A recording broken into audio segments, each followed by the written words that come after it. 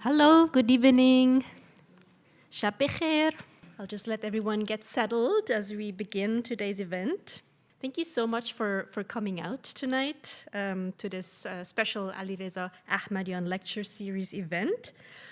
I would like to begin today's event by acknowledging that we are gathered here on the traditional ancestral and unceded territories of the Musqueam, Squamish, and Tsleil-Waututh nations, who have been taking care of this land for thousands of years. And as we learn about aspects of the history of Iran tonight, it's also good to keep in mind the history of the place that we are on right now. And I would also like to thank the organizing team, my co-organizer, Professor Mostafa Abedini-Fard, our graphic designer, Razman Gudarzi, and our behind-the-scenes team, consisting of Lisa, Jessica, Charisse, and Tanya.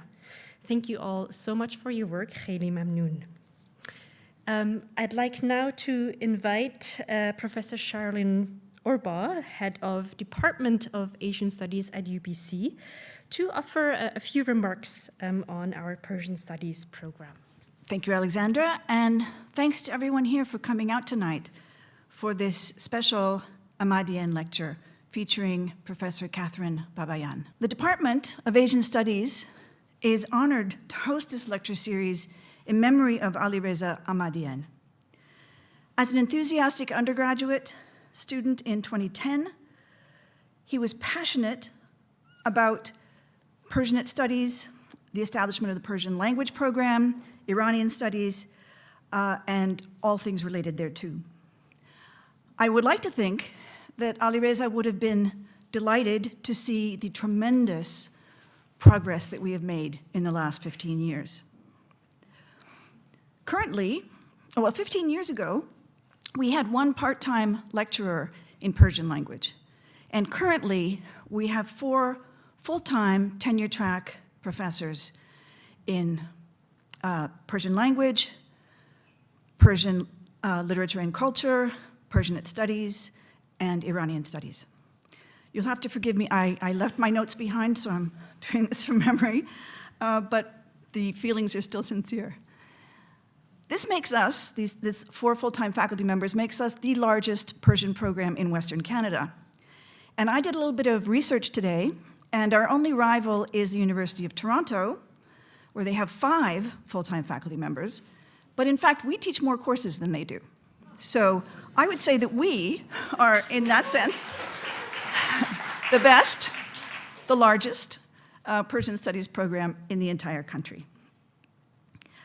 The growth of the program, this tremendous growth over the last 15 years, has been due in large part to the donations from the community of donors who have invested in these Alireza Ahmadian lectures, in the UBC professorship, in classical Persian literature and culture, and in all of the student and faculty awards that people have put forward, which really support our program in myriad ways.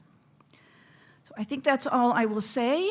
I'm very much looking forward to this lecture myself, and I would like to make a special thanks to Hamid Ahmadian for creating this lecture series and the strong support of it ever since. So welcome, everyone, and thank you. It is now my great pleasure to introduce our speaker for tonight, Professor Kathryn Babayan, who is a professor of Iranian history and culture at the University of Michigan. And we are so lucky to have her here with us tonight. I am very excited because Professor Babayan is not only an eminent cultural and social historian of Safavid Iran, but also one of the few scholars engaging extensively with gender studies and the history of sexuality in the early modern Persianate world. Her first monograph, entitled Mystics, Monarchs, and Messiahs, Cultural Landscapes of Early Modern Iran, which was published in 2002, was one of the most influential books in Safavid studies. And her co-edited volume, together with Afsaneh Najmabadi, entitled Islamic Sexualities, Translations Across Temporal Geographies of Desire, continues to inspire not just me personally, but a whole lot of scholars and students up to today. Kathryn Babayan has also published a joint monographs on Slaves of the Shah, New Elites of Safavi Iran, and has co-edited a volume on an Armenian Mediterranean. Her most recent book, The City as Anthology, Eroticism and Urbanity in Early Modern Isfahan, which is published in 2021, brings us closer to the topic of her talk today, with the focus on majmu'as, or anthologies, which will be continued also in her current project on the Persian anthology, Reading Along the Margins, which is a gendered history of reading practices in early modern Isfahan, for which she has received a National Endowment for the Humanities Fellowship last year. So it is a great honor to have her here today, and not just as a brilliant scholar, but also as a really warm, funny, and generous person. And I'm sure everyone will love to spend some time with her at the reception after the lecture. So thank you so much for coming, Kathryn. It's a pleasure to have you, and please everyone join me in welcoming Professor Babayan to the podium.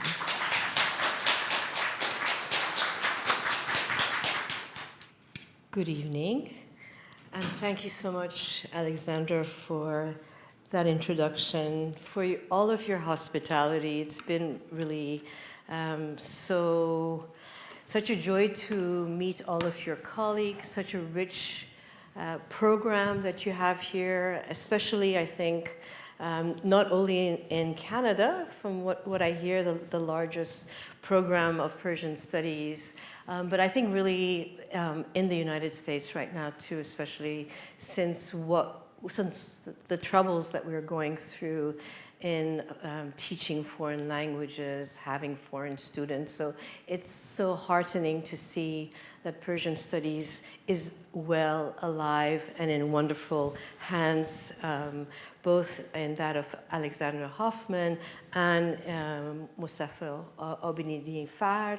I want to also thank the family, Alireza Ahmadian's lecture series, for allowing me this opportunity to come and to share with you some of my work. It was also wonderful to meet Alexandra's graduate students. The future is in your hands, so yes, take it and really be creative and do wonderful things in the field. I'm going to talk to you today a little bit about women, gendering the archive, and to introduce you to this archive that I've been working on that are majmu'as, and I'll tell you a little bit more about that. Some of the questions that I've been asking are, how can we write women into the history of early modern Isfahan when the historical record is written by men, collected by men, and for the most part about men. In Chronicles, of course, we have mentions of women, strong women at court, princesses, concubines, but that is a very courtly environment. And I'm interested in actually exploring gender relations between men and women really outside of the Safavi court. And these are some of the questions that I began my career now a long time ago, and they have guided my research in the pursuit of Safavi history. And it's really with this new archive that I have found that is, of course, available for researchers in Iran, that some of these questions are beginning to be materialized, and some texture is being given to them. So I would like to talk to you today about three vignettes where women are protagonists, And what we will be able to get out of these, I hope, is to see the kinds of emotional relationships that transpire between members of the family and close social ties such as friendship itself. So let me, without further ado, introduce you right away to the series of new sources that were recorded, I think, in households. Majmu'as are literally from the Arabic jama'a, what is gathered together. And these were known traditionally as single subject majmu'as, essays, that were collected, let's say, about the occult sciences or about composition. But what I came to discover when the first time I went back to Iran after the revolution, once I had a green card, and I could get a visa to come out, or I can get a green card to come out, was looking in the Tehran University Library and seeing these catalogs of majmu'a that were mixed sources, that had wills. For instance, what you see here is a will, a recording of all of the different objects in a household that get passed on from father to son.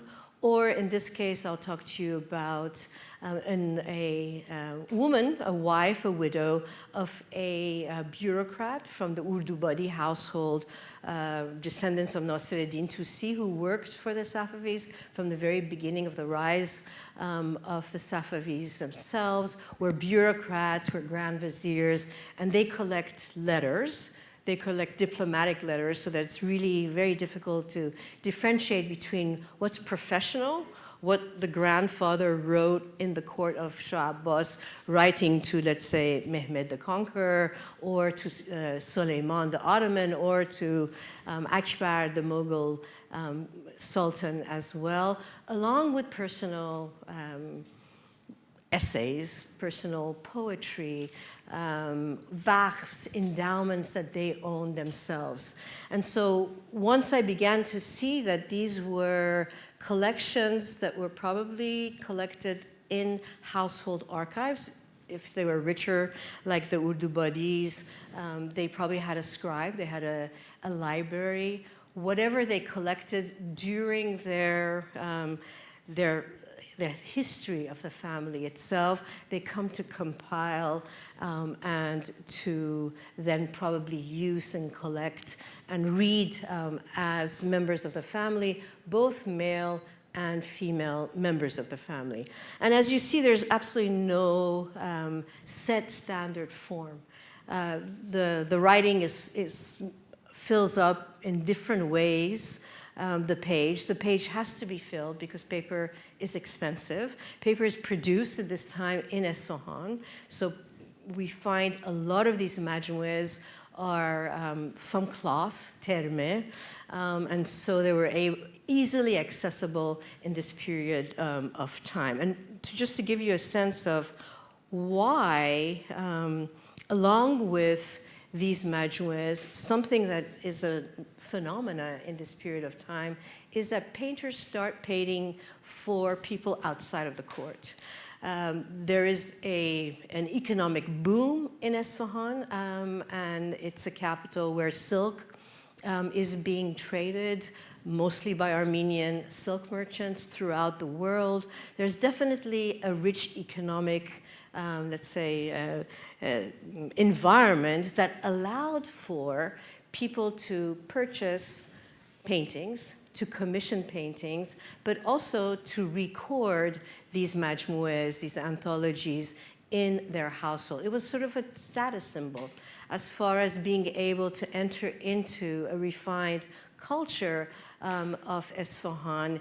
You had to probably have some paintings to show off when your guests would come for dinner at your house. You had to also learn a certain kind of adab, of how to behave in the urban centers. So a lot of these paintings, I think, here is, oopsie, oh, I knew I would do that.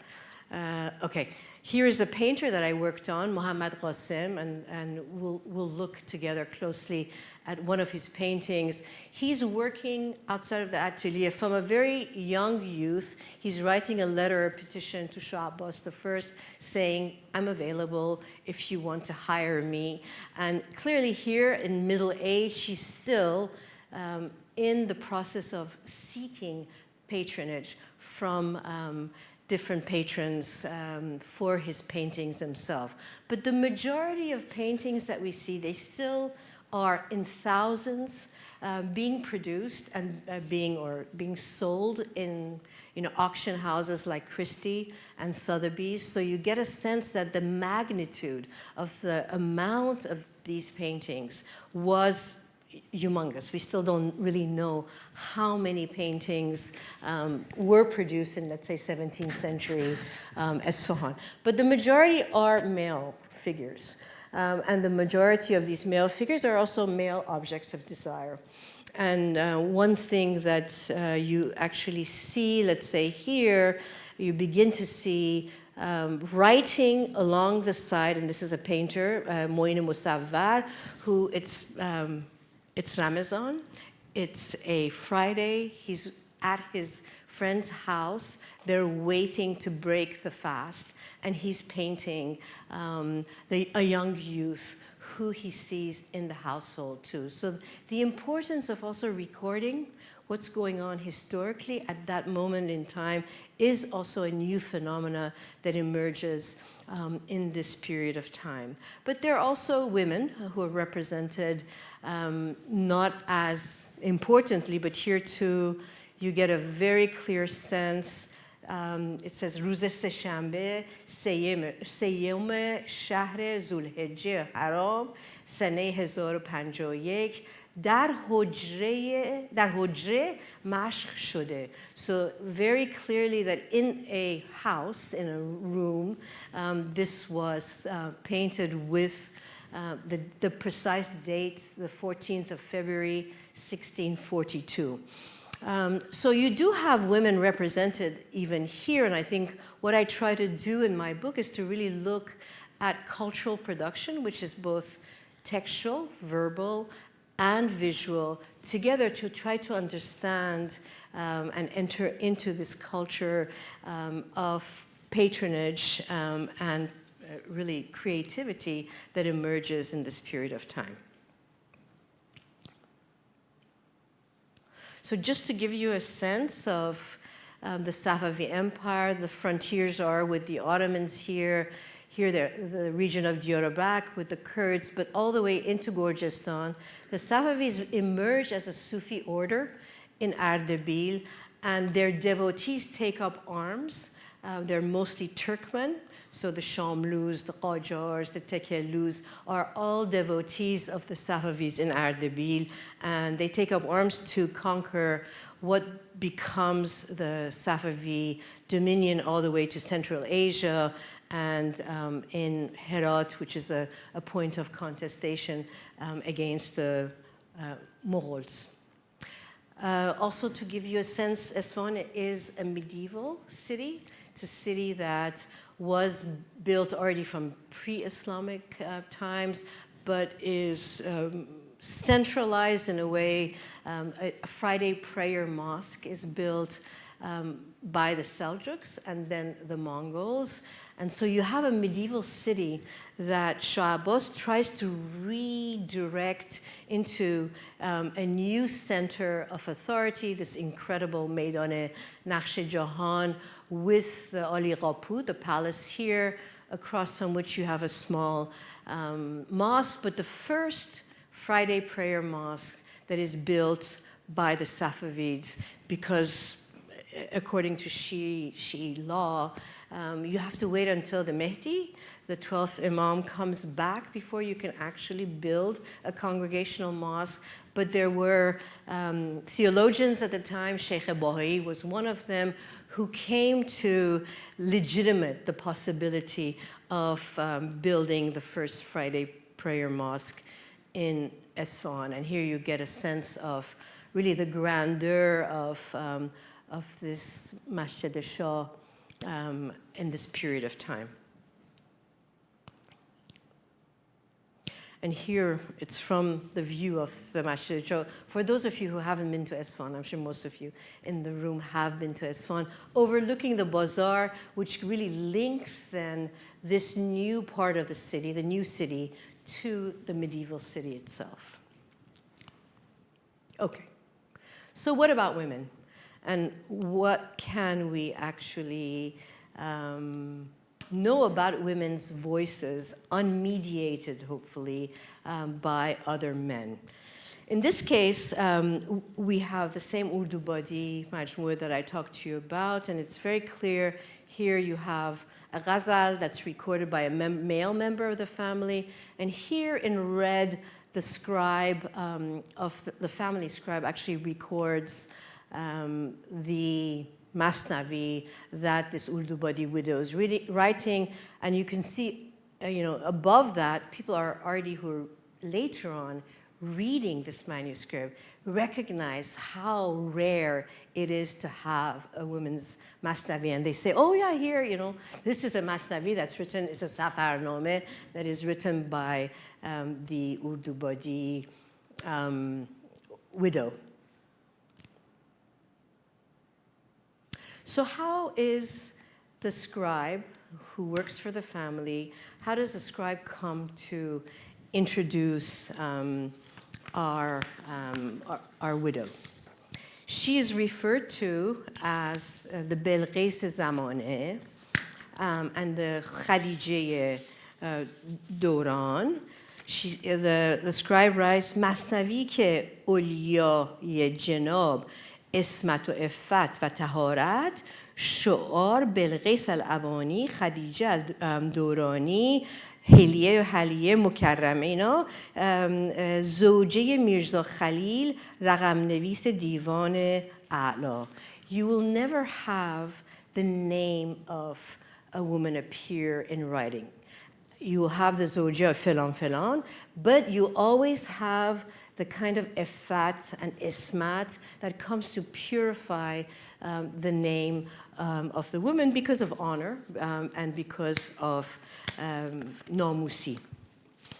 So here, the way in which the scribe actually introduces the widow, it's a safarname. Well, he doesn't quite say it's a safarname. He says that در خصوص اسامی و قرب و بعد مسافت منازل از دارالسلطنه مذکور الی الکعبه معظمه, that she actually comes to record the different manazil, the different stages of movement that she goes through, like a geographer, very typically like a book of geography that was written here.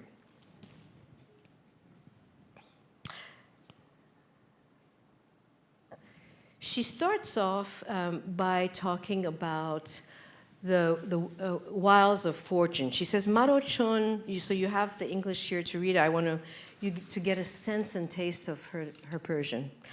"Maro chon kard charkh hile pardaz jigarkhun az firaq yar damsaz haramam shod be bestar khab rahat nadidam chorei ghair az siyahat."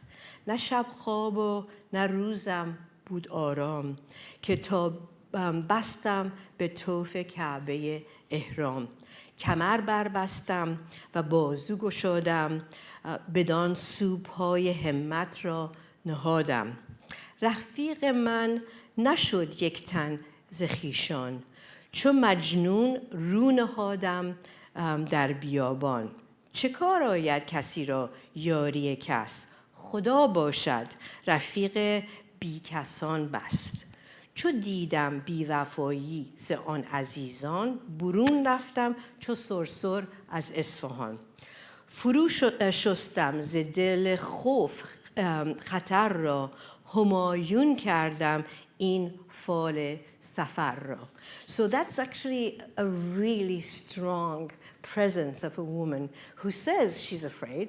It's not, an easy journey to take from Isfahan to go to Mecca and Medina herself. But she makes and turns her own fall with barakat and nik. So she actually controls her own fate here. And I think, the beginning is, and Alexander would know more about this, is just very typical of a masnavi that opens up, and there's shekwa, there's shekayat of all of those people who've betrayed her, who haven't come, and that she is forced actually to take this trip alone. And so she goes, her first stop is the grave of her husband, right outside of Isfahan. And she cries there, she sleeps there for a night, but there's this constant call of a bird, sort of a song, that takes her and moves her onto her, the next manzil of her trip. And here very clearly too, again, it's cool to see kharij shodan az Iran. She leaves the places as she moves, she leaves Iran, and somebody has written in the margins that this is a time where she leaves, and she talks a lot about how she's worried about no longer being under the protection of the king. And she's leaving the Mamalik Mahruse and entering into the lands of the Ottomans. And she says, we Iranians become like mice. And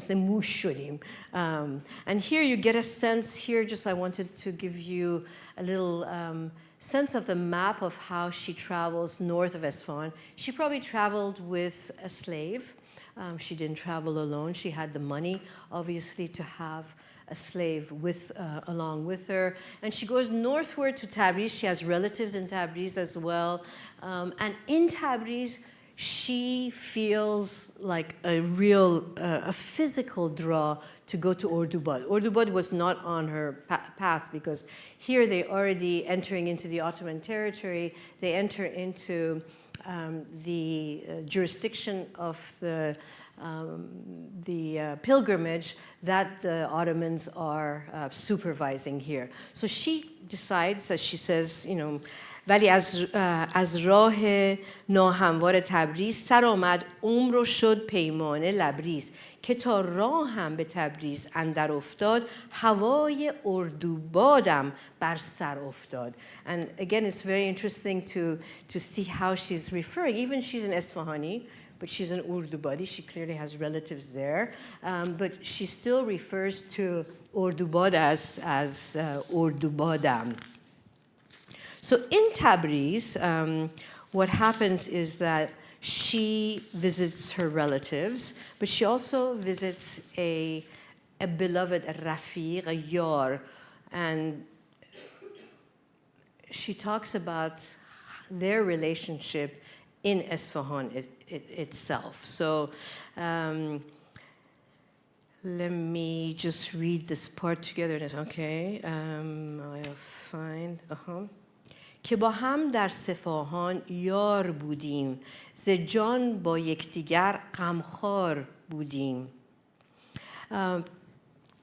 بدان خویش گرامی به ز خواهر ز خویشان دگر بس مهربانتر به ناگاه آسمان از حیله سازی در آمد بر مقام مکر و بازی چنان برد از نظر آن مهربان را بدان سان که از بدن روح و روان را 40 منزل ز یکدیگر جدا کرد به هجران این دو تن را مبتلا کرد.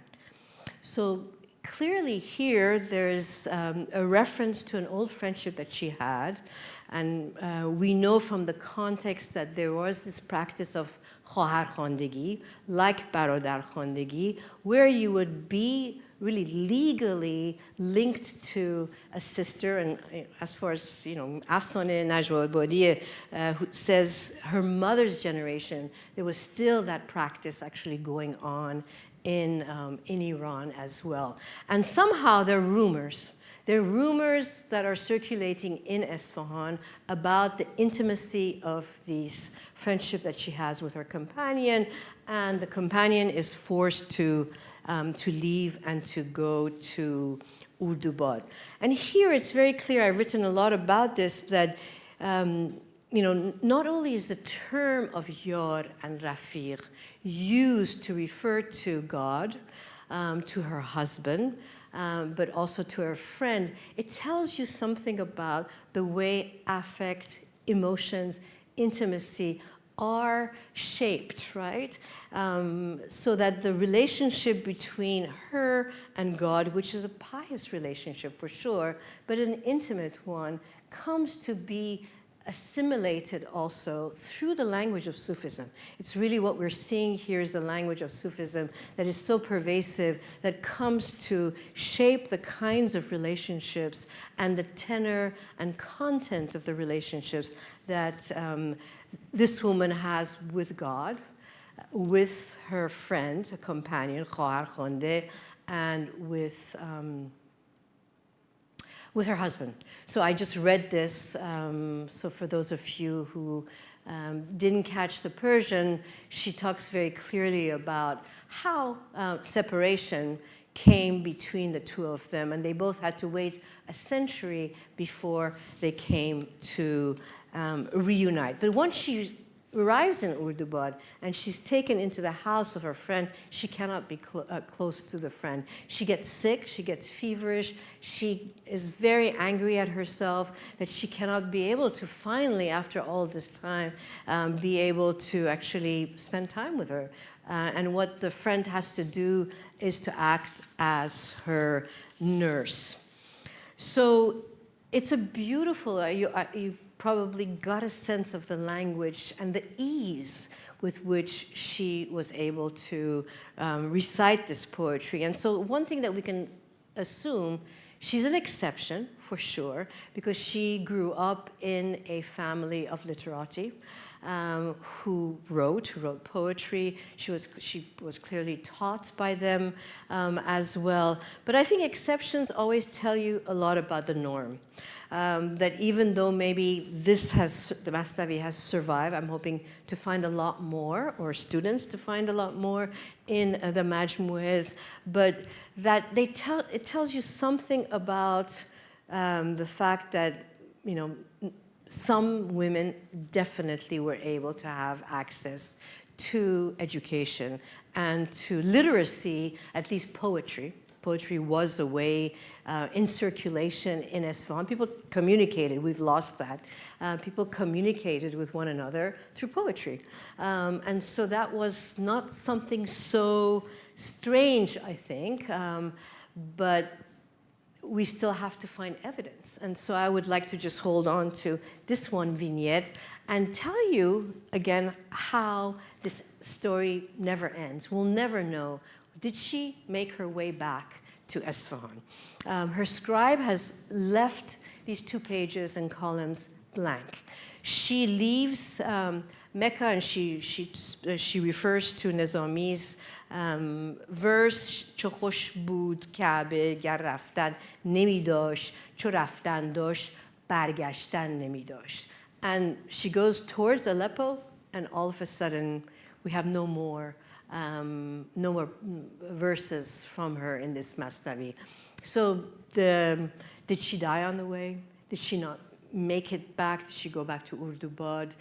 Did she not record the rest of the Masnavi to make it back? It's ambiguous, and I think it's nice to keep that ambiguity in place, because clearly the materiality of the scribe who comes to record this Masnavi wants to leave room for it to be filled up, but then it never actually happens.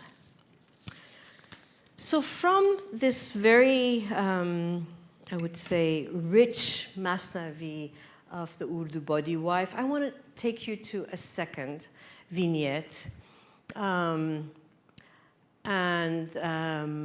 Another letter that I haven't written about, but is an incredible letter.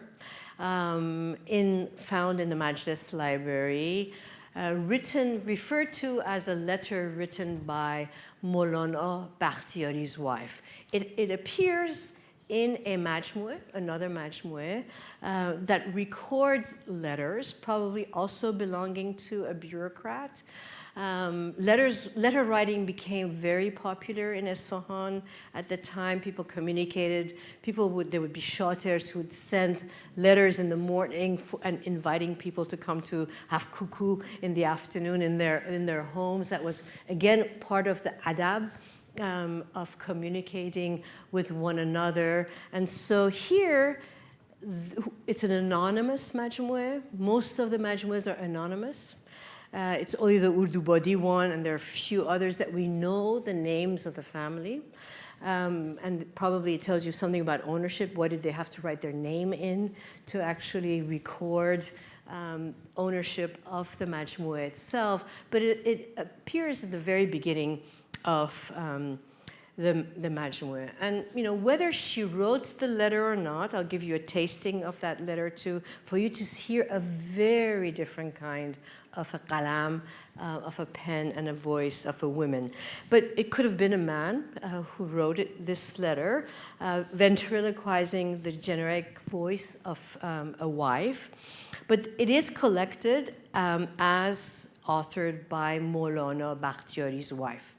And I think in the history of reception, because it gets collected multiple times, what's important to think about is that this letter is in circulation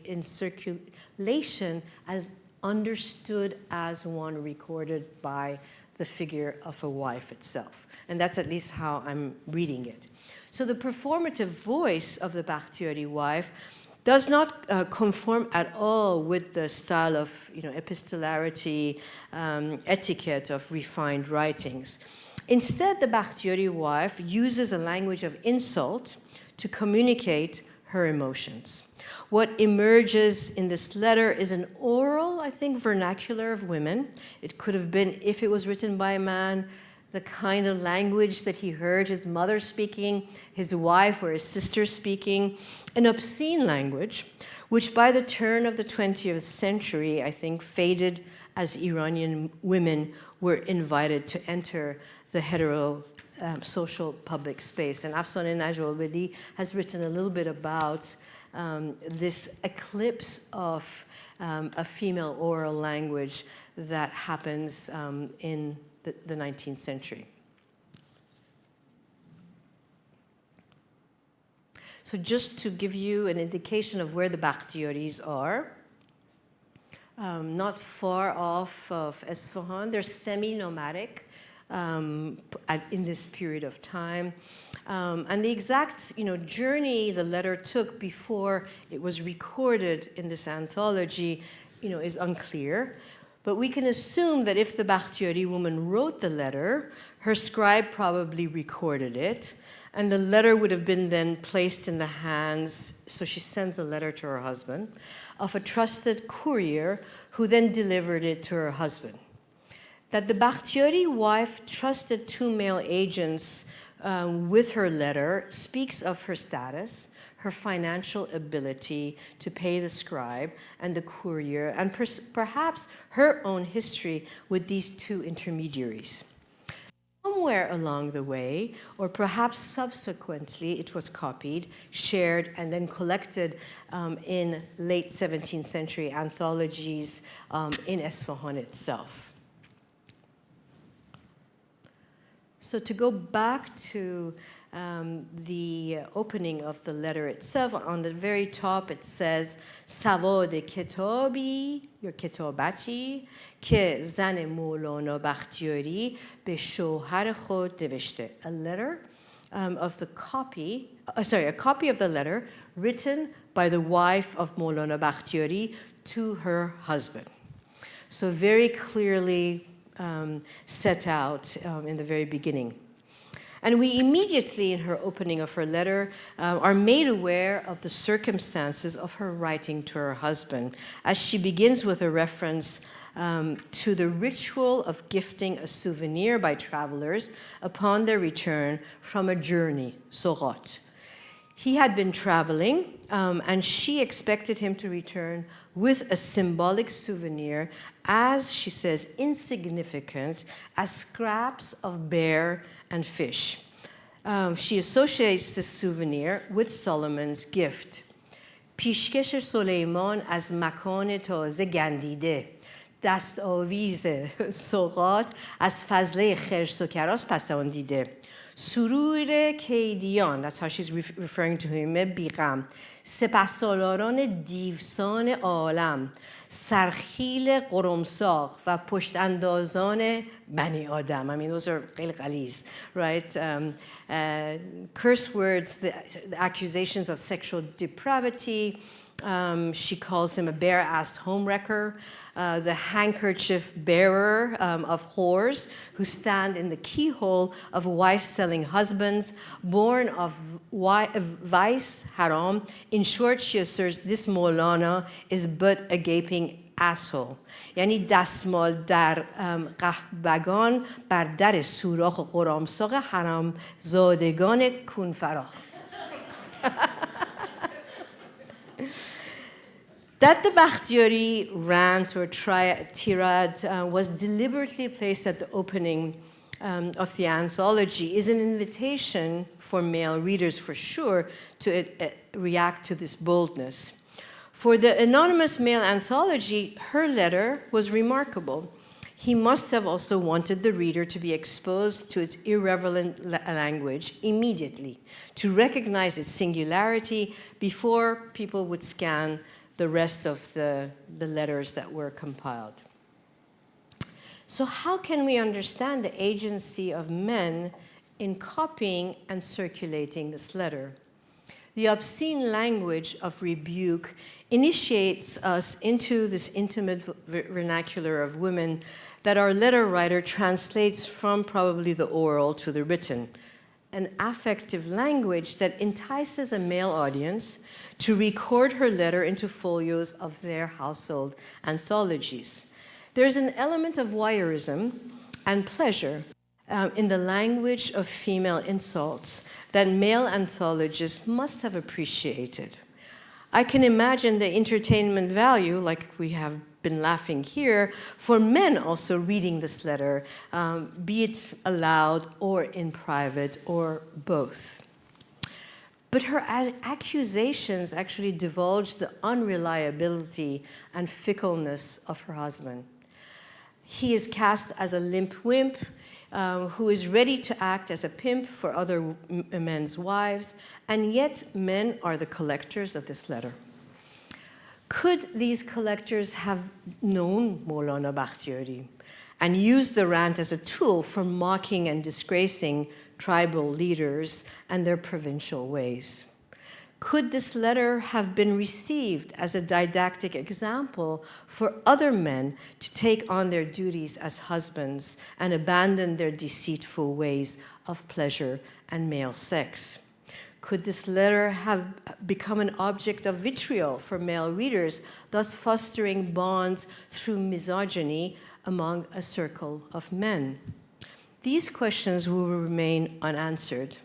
The multiple gendered reception of this letter, however, does not take away from the effect of this circulation as a letter written by the wife of Maulana Bakhtiyari, whether authored by a man or a woman, to create communities in which women and men sought to negotiate social, sexual, and emotional spaces within marriage. And so I'm imagining this majmu'a that gets passed on. Really, we have a date until the 1960s, and that's a very rich aspect of majmu'as because lithography and print comes to Iran later.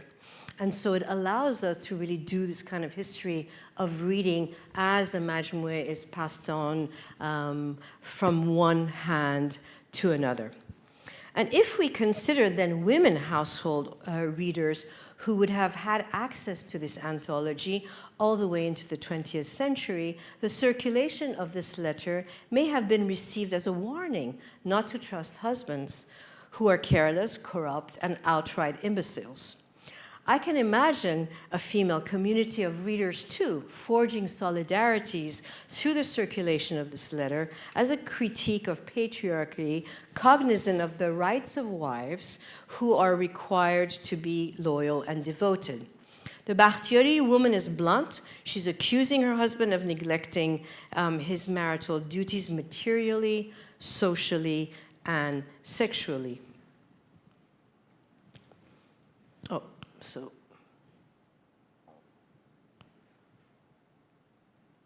Oh, no, okay. Sorry, I guess I'll stay here. According to the Sharia, if a husband abandons his wife and his financial responsibilities for 6 months, this is cause for a legal divorce. She, however, is threatening him not with a divorce, right, but with cuckoldry. She says she intimidates him with the shame he will have to bear if she engages herself in sex work with other men, literally opening the door of her private chamber to young men. Not only does she threaten to shame her husband, but she also implicates the hypocrisy of religious practices as she menaces to use money she has earned from sex to engage in charitable causes of religious endowment for the sick and homeless. She says, حالا به تازگی شنیدم که هر روزه یک بلوط بنگ و بوزه و 3 مسخال تریاک زهرآلود می‌فرمایید. گوه سگ میخوری و بر ریش خود میخندی. ای بدبخت روسیا، سوگند ببخشید به کیر قاضی و خایه محتسب که اگر زیاده از این در غرب توقف نمایی خود میدانی. So there's also a real irreverence towards the qazi and the Sharia itself. The Bakhtiyari rant is also a critique of her husband's affairs with young men, a practice that was socially celebrated in the early modern Isfahan, but considered illicit according to Islamic law. Indeed, she demands respect and loyalty within a procreative marriage. And I read this Bakhtiyari woman's rant as really an early articulation of what women would write 200 years later, publicly disavowing their husband's male same-sex practices. And Bibi Khanum in the Qajar period is definitely an example where she's actually critiquing the husband's practices of male same-sex. So the circulation of this letter, I think, also worked to forge an idea of a female subject in speech and address, free from allegiances to the world of husbands, a moral critique of masculinity, as well as a call for women to hold their husbands accountable. And now to the last vignette that I'd like to take you, a visual one that was on the poster. And thank you, the person who designed the poster. It was very beautifully done, so thank you for that. This is a painting by Muhammad Qasim, who I showed you twice, begging for patronage. And in this painting, around probably dated to the 1650s, 3 women are drawn in a scene that captures a moment of exchange. 2 friends sit in the front of a bearded man. The woman directly facing the bearded man is engaged in conversations with him as he offers a talisman to the young girl. An inkstand and several loose sheets of paper by his side denote his profession. His extended right hand is cupped, signifying a transaction as he presents the talisman of magical squares he has drawn on wood. Her right hand is open to its reception, and his body language gestures humility, but hers commands respect as a female client who has wrapped her left hand with her robe. She may be bargaining over the price of a commissioned work, while the friend sitting behind her suggests another exchange transpiring on the painting's right margins. This friend has placed one hand on the first woman's shoulder while pointing to her transaction with the bearded man. She looks away from the exchange between patron and client to speak with an elderly woman, perhaps one of the girl's maidservants, a nane. The elderly woman holds a flower in her hand, which in poetry symbolizes love, signifying to the viewer that the transaction has to do with the subject of love. With her left hand, she points to a location behind the scene, alerting the girls that someone is coming and that they must hurry. The girl seems to be stalling, explaining to the older woman that her friend has not completed her business. It is difficult to speculate who or what the old woman is pointing at, but the fact that she holds the flower in her hand indicates this commissioned talisman's sentimental topic. Although both women wear identical necklaces, the object of the female's painted love is ambiguous. Could the object of love be of the female companion? Could it be an absent person beyond the drawing? What is clear, at least, is that the woman depicted by Muhammad Qasim is acquiring a talisman to determine an important decision she intends to make. And as a buyer of his work, she has requested the moment to be celebrated with the drawing by Muhammad Qasim, which really encapsulates the fleeting instances of commissioning. With his quick stroke, he draws the parties and conditions involved in the inscription of love and fortune. Oh, I think the last image is not here, but that's okay, I'll stay here. I had an image of all three vignettes. So these three vignettes display gender in two anthologies and a painting. I have introduced tonight to you as a medium that captures moments in the lives of 5 women, at least in Isfahan. Instances inscribed in ink on a page for us to investigate, to cherish, or puzzle over. Put differently, these writings and drawings are testimonials to intertwined histories of men and women in Isfahan. If anything, my talk tonight rubs against history as grand formation and major transformations. By comparison, close readings of the Urdu body, Widow's Masnavi, the Bakhtiyari's wife letter of insult, and Muhammad Qasim's painting of a talismanic event pivots our curiosity about the early modern past to sound out somewhat inconclusive, yet often telling moments in the fabric of gender history in Iran.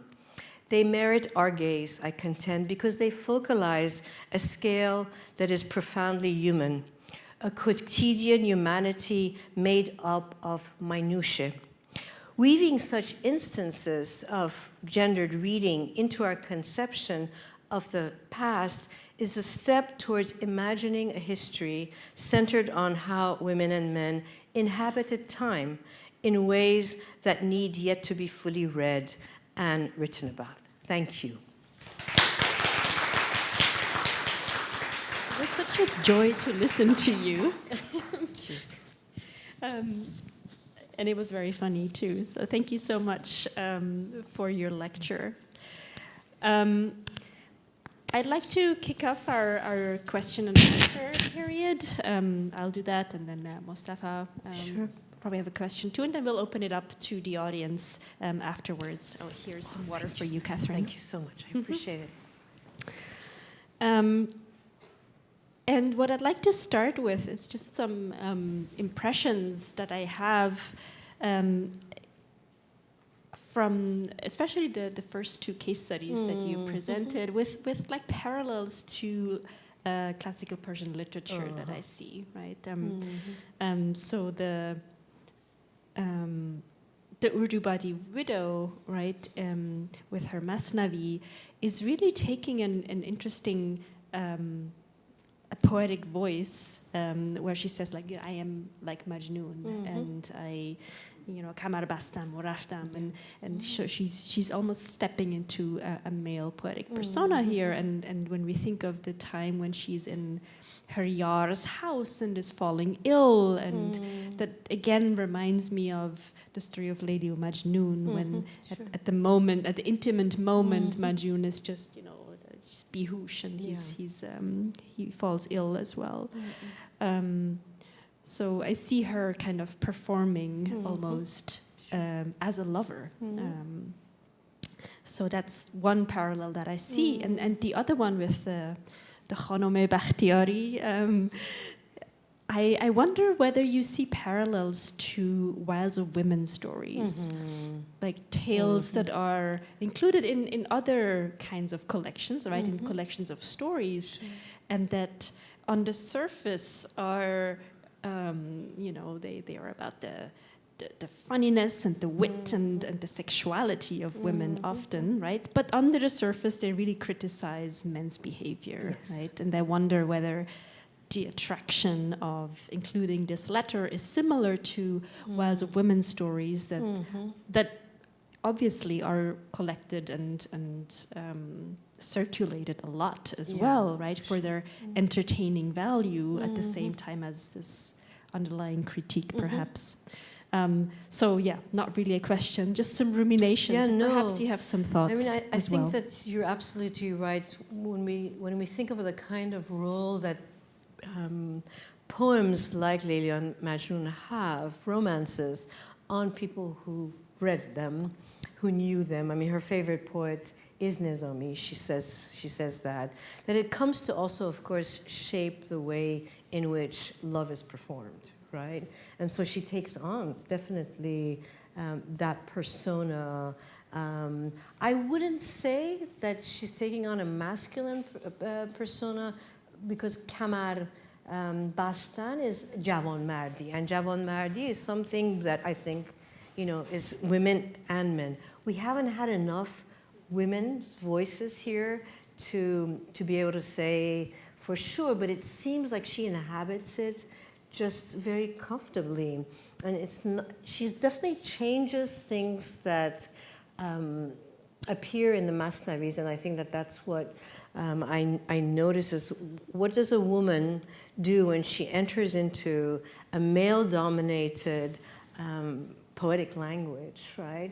And what she does is actually emotionalize it, right? In the sense that, again, I don't want to say that women are emotional at all, but she personalizes it. She actually, at every stage that she goes, whether it's about women or whether it's about men, she flirts with men. I mean, she says, oh, this guy, look, he's so, what's your dad? خوش تیپی, right? And مثلا بنازم به مادرش که, اینو بار آورده, right? So she's very comfortable in these kinds of personal encounters, which we don't see in the more classical, obviously. And of course, I don't know enough about the Masnavis that are written in this period of time. Like Vahshi's is a very different kind of an affect. But I think this is how she comes to really shift the romance itself. And as far as the Bakhtiari wife, definitely. I mean, Bibi Khanum, you know even better, right? It is it's not Makr Zanon, it's Makr Mardan. And so I'm thinking that's why I call it a rant, because what ranterism was about is that it wasn't a discourse yet when it emerged against the state, when it emerged against the clerical establishment. You see instances, right, of this kind of critique. And it turns into a discourse at the end of the 19th and early 20th centuries, right, where it becomes a Makr Mardan, right? But that's exactly, I think, what he or she, what the author is doing. And so there is a play precisely on, and of course, more, I think Hejaz is very much their using of lampoons and insults and sexual language to critique, to shame. Yeah. Great, thank you. I think that's a great segue to Mustafa, our expert on humor and hijab. I'll pass the microphone on to you. Yes. Thank you very much for that Of course. really rich and thought-provoking lecture. I'm enjoying your book, still haven't finished it, but honestly it's so rich. And thank you for producing this. I remember when Dr. Najma Abadi's book came out, and we as students would read that, we were like, oh yeah, this is something we need to have on our table for a long time. And now this is another one of those books, to be honest. An honor. So it's fantastic, especially because of your attention to not like state and official archives necessarily, but going through majmu'as or muraqas normally that would not, receive that much information. So it's a great lesson for us as junior researchers. I have a couple of questions. One question, which is actually very much related to what you were, and your introduction of the Bakhtiyari letter, which you don't have it in your book, that makes it even more interesting. I'm thinking of this dynamic of revealing and concealing. The codes of modesty and chastity, we know they have been out there for a long time, right? But how is it that, so let me just mention a few examples just for the audience. So for instance, we talk about privacy. We talk about how Ordubadi's wife, Ordubadi lady, the widow, the name is never mentioned, right? Or for instance, when you talk about Agha Jamal Khansari, for instance, while, for instance, he had, like in his private collection, he has certain things that publicly he would never probably announce or say. When we come to Muhammad Qasim's, the women who commissioned apparently him for, so on the one hand, we don't have any names probably, but on the other hand, we have the visuals over there. So what is exactly going on over there? So for instance, if we want to be more specific, how was it socially okay for a male artist, for instance, like Muhammad Qasim, to interact with these female clients? Because again, on the one hand, somebody like the Bakhtiyari woman is so outspoken, just like Bibi Khanum is, very much so, right? But on the other hand, they conceal a lot, even their names sometimes. So how are we to make sense of this, of what is happening over there? So this is one question I had, and if you don't mind, the other question is about the big picture of your book.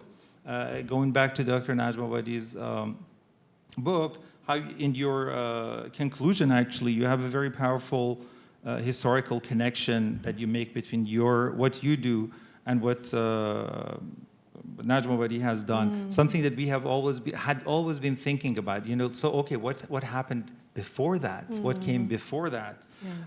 So just as a reminder for the audience, so you argue that the 17th century contradictions or anxieties laid the conditions of modernity in Iran to produce its heterosexuality. And in a sense, you are proposing a genealogy that starts with the religious and internal Safavid era anxiety about Sufism.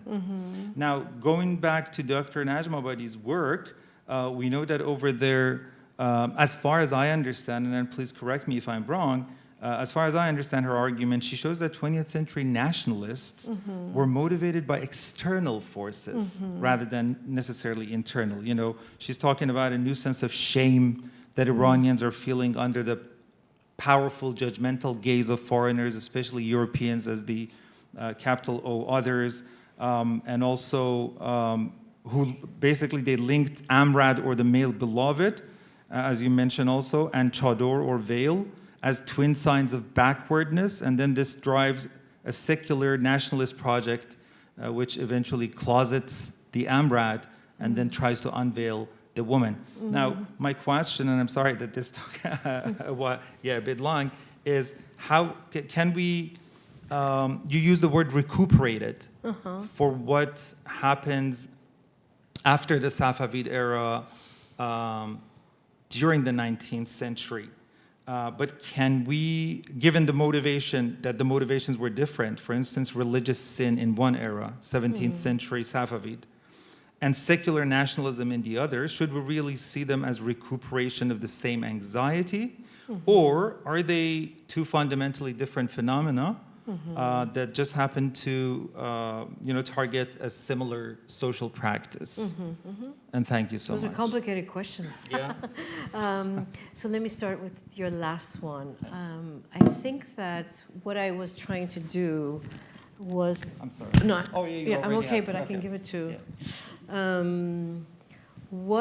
So I think that's what the early part of the modern, as a category, as a historical temporality is important, because what the early is trying to do is to show that not everything starts in the modern period.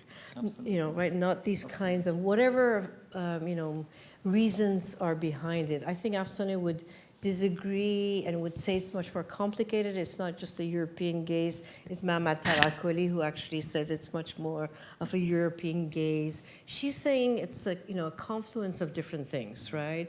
It is Iranians traveling, to Paris and saying, oh my God, these shaven men, are they Amrad or not? And the beginning of a certain kind of Western adab of men and women, hetero sociability in the public arena.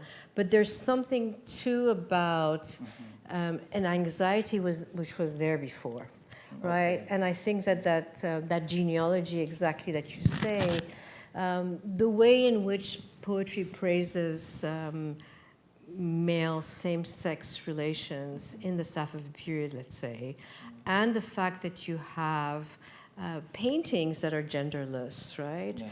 And she also talks about Sheikh Hassan on too. She talks about Sheikh Hassan on as well, definitely. And again, how the Christian woman in the story of a Muslim man falling in love with a Christian woman and really humiliating himself by drinking wine and eating pork and bowing down in front of her. That, she thinks, represents Europe, right? But, I think that what she's saying is that it's much more complicated than just being humiliated by a Western gaze and a sense of backwardness. That's very much part of it, but I think... a powerful part of it, if you agree. Yeah. It's so noticeable in her argument. Yes. But I do agree with you that But- it's not the only. No, and I think Yeah. that, there's this prehistory that needed to be written Yeah. to show that, no, it's not, everyone is not for same-sex relations. The ulama, for sure, are also critical of Sufis who engage in practices that they claim are around same-sex relations. They have orgies, but they definitely are, Amrad Boz, the whole practice of gazing an older man of the young man as a form of embracing and resisting. So that goes back to your question of concealment and openness. The whole practice of desire in Sufism is that you have to hold yourself back. You have to see what is beautiful, recognize what is beautiful, and then you have to hold back. Also have the composure to. Yeah, I mean, that's what if you go on this religious websites, there's always pornography links that come up, because you need to know and see what it is that you desire in order to prohibit yourself, to hold on yourself. And it is precisely that kind of tension that I think is a very motivating dynamic in the way in which certain practices like protecting the name and the namus of the wife, not making that public, purifying her name by referring to Khadija or Maryam or the Queen of Sheba, who are, of course, very powerful figures as well. But I think it's our sensibility, and that's a modern teleology that we are assuming that women did not interact with men. and what was mahram and no mahram? Was it only the family? We know that women would go to the bazaar, right? Of course, and we know that it wasn't only during the Wednesdays that supposedly you had to close down the bazaar so that the courtly women would go there. Women are, in Jamal Khansari in the satire, you know, women hang out too much at, you know, the Jewish lace maker's shop, right? Yeah. Clearly because there is a fear, but they're doing that, right? So I think as a professional, for Muhammad Qasim to have painted these three women, it wasn't such a haram thing to do, right? So first of all, he's a painter. And I think that allows for, professionally, allows him to... Somehow sets up the theme right at the beginning. Right. Yeah, but the other, you know, images that he creates, so for instance, one of which, in which actually the torso of the lady, somehow part of it is visible. Would that, again, I'm not sure, like maybe your other documents reveal something about how these things worked. Could that be just an imaginary, for instance, not a real one? No, of course. I mean, I don't think that a nude woman would, you know, pose like in, you know, the modern period. But he draws nudes. He paints nudes, and he's definitely influenced by some of the Western painters. So we have our first real nudes from, it's Muhammad Qasim who paints it. Yeah, okay. Wonderful. Right. Thank you so much. No, There's of course. lots over there to unpack. You've just opened it. Very. I feel like nudes is a great way to stop our discussion at the front and pass it on to the audience for questions. If you have any, please feel free to raise your hand, and a microphone will find you.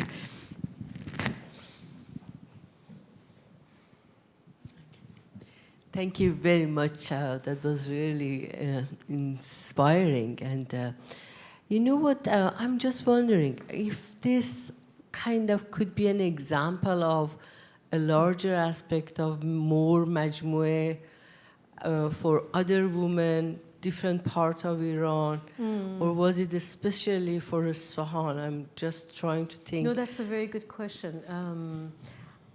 There are majmu'as all over.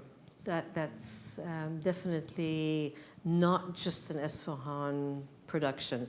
I focused just on the majmu'as from Isfahan because I had to somehow limit my, you know, my corpus. And it took me a long time to even start writing because I had to go through and read through a lot before I could say anything, what they were. And so, no, that's another thing that historians and scholars have to pursue. You know, we know that in Qazvin and Tabriz, I mean, these were also centers, literate centers, and to find other women's voices, I'm sure they're there.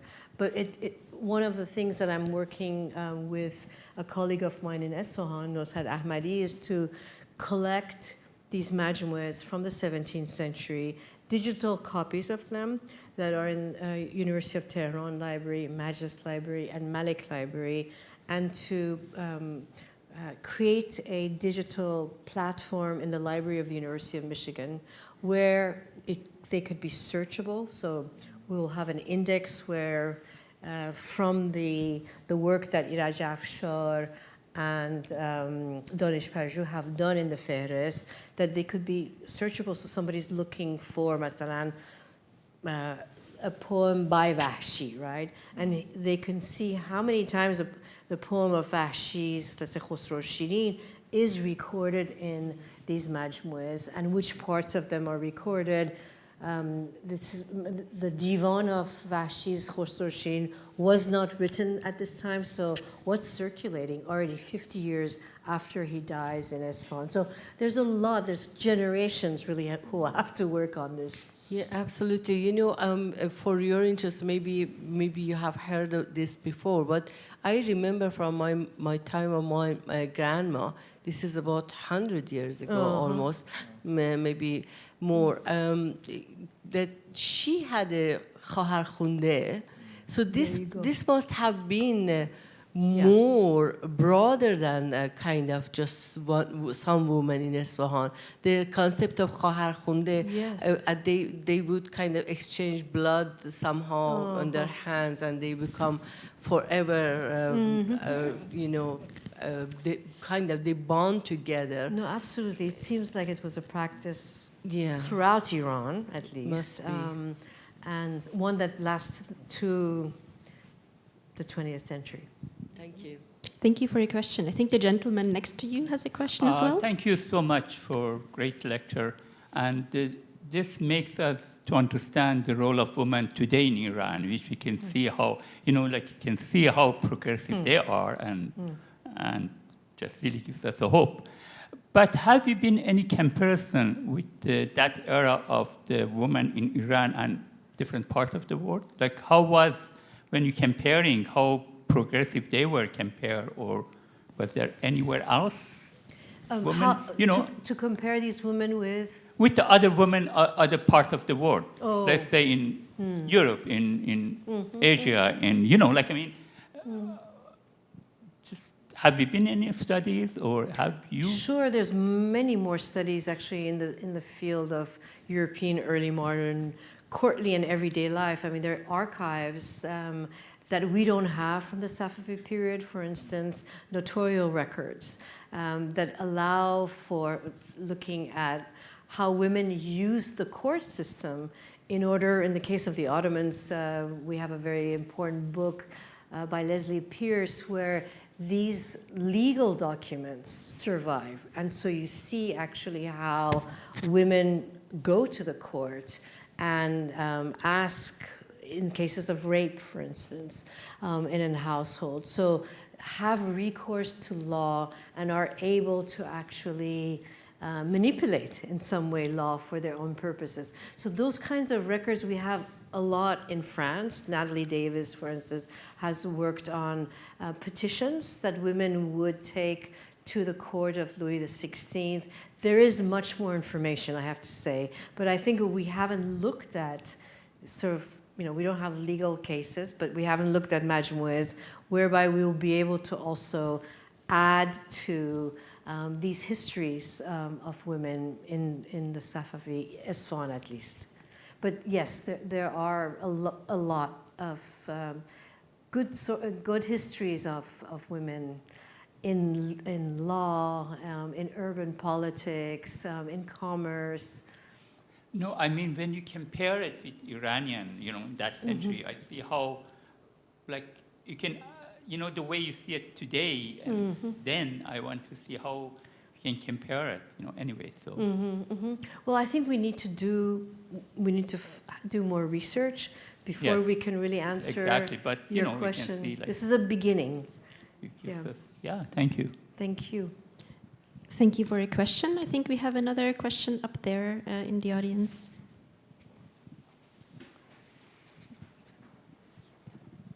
Thank you. That was such a joy to hear you speak. So I guess I have a two-part question, and I'll keep it as brief as possible. The first is quite simple, which is, what does Isfahan have to do with the story that you're tracing? I'm just curious, because you gave us some little tantalizing details about the rumors, for example. Do you get a sense of the life of this kind of, I don't know, gendered archive and how it's changing the city, if at all? So that's one. And then the second, I guess, follows from that question, which is you started talking, you started your lecture with, you know, speaking about how things had changed in Safavid Isfahan, with, you know, adab essentially moving outside the court, you know, how ordinary people are the subjects of paintings, et cetera, et cetera. And so you sort of beautifully trace the conditions within which you have these majmu'as and these households, right? And so I was wondering then about the idea of adab exiting the court, and I'm thinking of Manakia's work on adab and how she sort of sees it as this sort of pluralistic, I don't know, civility or proper form. something that's shared over a lot of spaces. But here you have these people who are essentially subverting adab in this be-adab way from within it, right? And so I'm wondering what adab has to do with the story that you're telling. Thank you. Great. So, these are great questions that I tried to answer in my book. I think what these majmu'as are is urban knowledge, right? So it's knowledge produced and collected in the city itself, which tells you a lot about what is circulated in the city outside of these spaces of knowledge production that we're more familiar with, which is the court, chronicles, chancery, diplomatic letters, and the seminary where we have religious knowledge that's produced. And so that's one way in which the city and anthology and the knowledge that is circulating in the city, and even sometimes we have like this one clerical family that you mentioned, the Chansari family, where his scribe very clearly says that he's gone searching for this essay in town and finds it and then records the facsimile of it. So we know that there is this dialogic between texts that are in circulation and then get recorded in household libraries, right?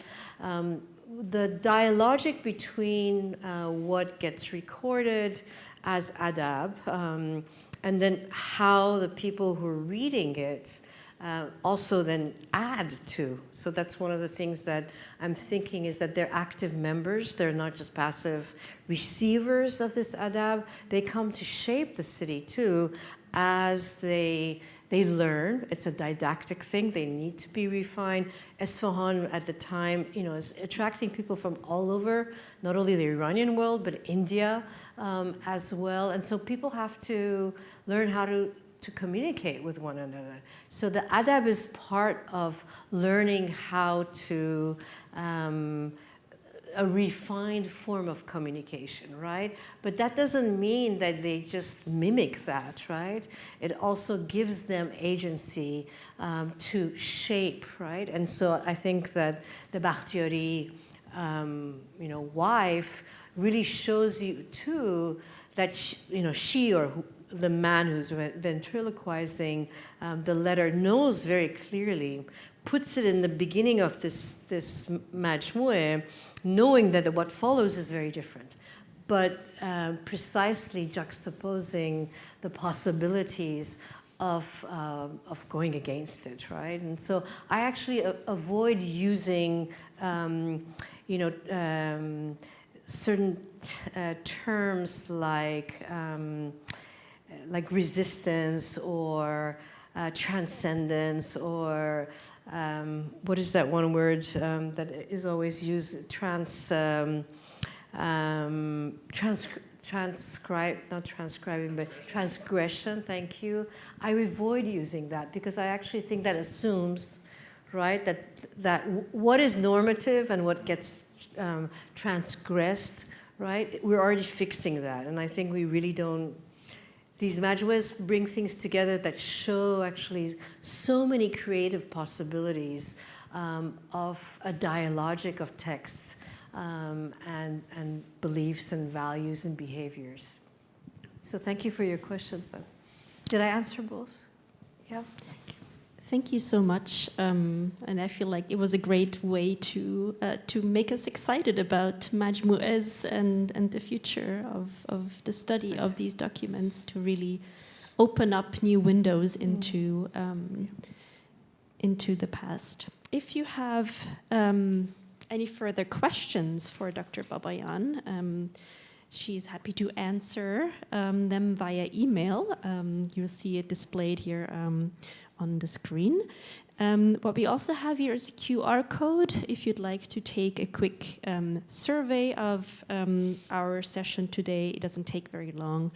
You can scan the QR on the screen, but it will also be shared via email afterwards. This closes our lecture event for today, but I really hope you will stay and join us for some snacks and drinks outside. We'll have some time to talk to each other And of course, we'll also hope to see you again at the next Alireza Ahmadian lecture series event. There will be updated remarks on our website. For example, our next lecture will be a Zoom lecture on November 22nd. It will be with Dr. Christine Kempfer, who will be speaking on the 14th century poet Khajue Kermani. So we will hopefully share more details about this very soon. With that, please join me in thanking once again very much Kathryn Babayan for her engaging lecture. Thank you all for coming. Tonight. Thank you.